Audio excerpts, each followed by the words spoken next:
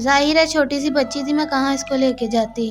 वो ज़ाहिर है दूध माँगती है, तो इसलिए उसको पालने के लिए मैं लोगों के घर के बर्तन धोती हूँ।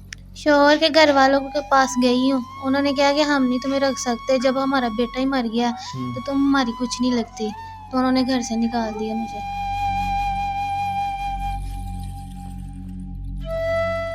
मैं ये चाहती हूँ कि जैसे मैं रुली हूँ, लोगों के बर्तन धोए हैं, ऐसे मेरी बेटी ना करे। मेरी यही ख्वाहिश है कि मेरी बेटी का अच्छे से शादी हो जाए और इसको अच्छा घर मिल जाए। अस्सलाम वालेकुम नाज़रीन, मैं आपका मेज़बान अरसान राजपूत। आज हमारे साथ एक ऐसी बहन मौजूद है जिनके शोहर की नशे की वजह से डेथ हो गई है। इनकी एक बेटी है और ये खुद हैं, बेसहारा हैं। आइए जानते हैं किस तरह से सारे मामला लेके चल रही हैं। रेंट का घर है, किस तरह से सब कुछ ये कर रही हैं। जी अस्सलाम वालेकुम। वालेकुम अस्सलाम। अच्छा बहन, के किस तरह से आपके शोहर की डेथ हुई? नशे करता था, बात नहीं थी मानता, मना करती थी तो मुझे मारता था, घर की चीज़ें बेच देता था। तो आपके जब शादी हुई तब आपके घर वालों ने देखा कि वो नशा करता है या किस तरह का शख्स है? अम्मी अब्बू फोत हो गए थे, पुप्पो ने शादी की थी, तो पुप्पो ने नहीं बताया था कि नशा करता है। पुप्पो को सब पता था कि मेरे अम्मी अब्बू की जायदाद थी वो हथियाने के लिए। अच्छा, आपके अम्मी अब्बू की जायदाद थी जो आपके नाम पे थी, फूफो ने वो लेने के लिए सब कुछ किया आपकी, मतलब कि आगे आपको शादी करके फेंक दिया। हाँ जी। तो उसके बाद कभी नहीं पूछा कि ये शख्स किस तरह का है, क्या है, वापस आ जाओ या इस तरह कोई मामला नहीं हुए? वो कभी लेके ही नहीं गया पुप्पो के घर, शादी की है तो वो अपने घर ले गया मुझे, कभी लेके नहीं गया उधर। तो आपको कब पता चला कि वो नशा करता है? 1 साल बाद पता चला। तो उसके बाद फिर आपने अपनी पप्पू को नहीं बताया कि शख्स नशा करता है, मुझे आपने बताया नहीं है, इस तरह कोई मामला नहीं हुए?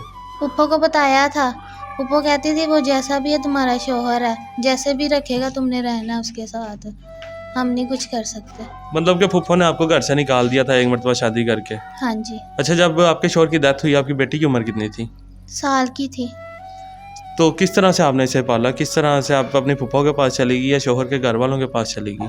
शौहर के घर वालों के पास गई हूँ, उन्होंने कहा कि हम नहीं तुम्हें रख सकते, जब हमारा बेटा ही मर गया तो तुम हमारी कुछ नहीं लगती, तो उन्होंने घर से निकाल दिया मुझे। अच्छा, तो उसके बाद फिर आप किधर गई?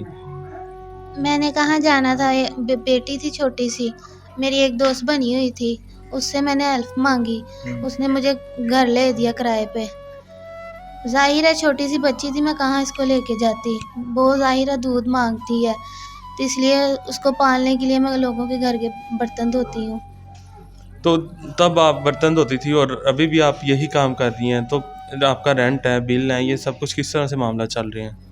2-3 घर वालों के मैं काम करती हूँ, कोई 2000 दे देता है, कोई 2500 दे देता है, 10,000 बन जाता है तो सर्कस चला लेती हूँ। किराया देना भी बहुत मुश्किल हो गया। ये आपने पहले बताया कि अभी ये किराया काफ़ी ज़्यादा आपके सर पे हो गया, कर्जा हो गया है, तो कितना रेंट आपका भी ये घर का बाकी है? 2 महीने का देना है अभी। 2 माह का रेंट है आपका? हाँ जी। अच्छा बहन, अभी आपकी बेटी जवान है, आप अकेली हैं, तो आपने आगे अपनी बेटी का कोई रिश्ता वगैरह देखा है? कोई रिश्ता वगैरह या शादी के बारे में कुछ सोचा है? सोचना क्या है, जब कुछ होगा पास तो मैं कुछ सोचूंगी ना। मेरे पास खाने के लिए कुछ नहीं है तो मैं अपनी बेटी का क्या सोचूं। अच्छा, अभी आपने बताया खाने के लिए नहीं है, क्या मतलब कि आपको अपनी बेटी के जहेज़ के लिए आप परेशान हैं, जहेज़ की ज़रूरत है आपको अभी? मैं ये चाहती हूँ कि जैसे मैं रुली हूँ, लोगों के बर्तन धोए हैं, ऐसे मेरी बेटी ना करे। मेरी यही ख्वाहिश है कि मेरी बेटी का अच्छे से शादी हो जाए और इसको अच्छा घर मिल जाए। जी, तो नाज़रीन आपने देखा कि बहन शादी के लिए परेशान है। अच्छा बहन, हमारे चैनल से कोई मुखय्यर हज़रात अगर आपसे रब्ता करता है, तो किस तरह का इंसान होना चाहिए? क्या उसके अंदर खूबी होनी चाहिए? अच्छा इंसान होना चाहिए, कोई जहेज ना मांगे, मेरी बेटी को एक कपड़ों में ले जाए, मेरे शौहर तरह ना करे कि वो नशा करता हो, मुझे उसको मारे पीटे। ऐसा शौहर ना हो, शरीफ हो। मतलब कि आपकी बेटी को इज़्ज़त दे और खुशहाल रखे बस। जी, मेरी तो यही ख्वाहिश है।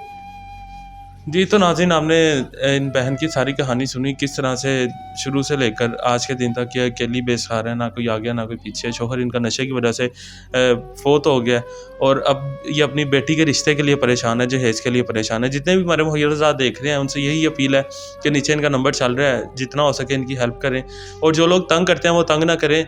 जो भी इनकी सीरियस लोग हैं जो इनसे शादी करने के लिए या इनकी मदद करने के लिए, सिर्फ वही लोग रब्ता करें। इसी के साथ हमें इजाज़त दीजिए, मिलते हैं अगली वीडियो में, तब तक के लिए अल्लाह निगहबान।